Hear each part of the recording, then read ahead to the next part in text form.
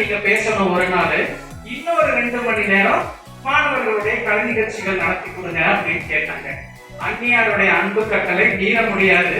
அதனால வேண்டாம் அந்நியாரே, நீங்க கேட்பீங்க, ஆனா அங்க உட்கார்ந்துக்கிற எல்லாரும் 2 மணி நேரம் என்னோட ஸ்பீச்சை கேட்கறதுங்கிறது ரொம்ப கஷ்டம். அதனால ஒரே 2 மணி நேரம் எங்களுக்கு கொடுங்க.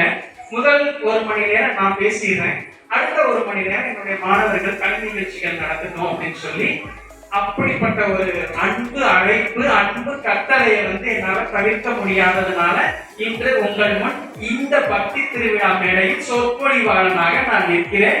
அந்த பெருமை மீண்டும் ஒரு முறை அந்நியாரே சாரும். கணிக்குடித்தனை வச்சாங்க. நான் பிறந்து 7 மாதம் எங்க அம்மாச்சி வீட்டுல இருந்து முதலா என் கைக்குழந்தையா இந்த வீட்டுக்கு தான் எடுத்துட்டு வந்தாங்க. இந்த சக்தி நாயகர் கோயில் எல்லாருமே நான் சின்ன வயசுல இருந்து பார்த்து அனுபவப்பட்ட மக்கள். பேசி பழக்கம் இல்லை, அதிகமா அறிமுகம் இல்லையே வழி இவங்க எல்லாரையுமே எனக்கு தெரியும். இப்படி ஒரு மேடை. அப்புறம் இன்னொரு விஷயத்தையும் நான் இங்க சொல்லணும். இந்த சக்தி நாயகருக்கு வாய்ப்பு கிடைச்சத நான் ஒரு பெரிய பாக்கியமா நினைக்கிறேன். இது எல்லாத்துக்கும் அந்த கடவுள் அவருடைய அருள் தான் காரணம் அப்படின்னு இந்த மேடையில நான் பெருமையாக கூறிக்கொள்கிறேன். இந்த ஜீவாத்மா என்ன செய்யும் அப்படின்னா இன்னொரு ஜீவனுக்குள்ள போயிடும். ஏன்னா அது ஜீவாத்மா இல்லையா? நாம் தடை செய்யக்கூடாது.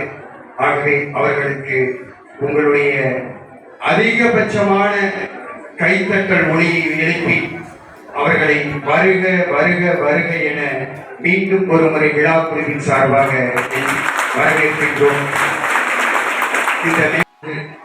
இங்கு அதிகம் பெண்கள் கூடிய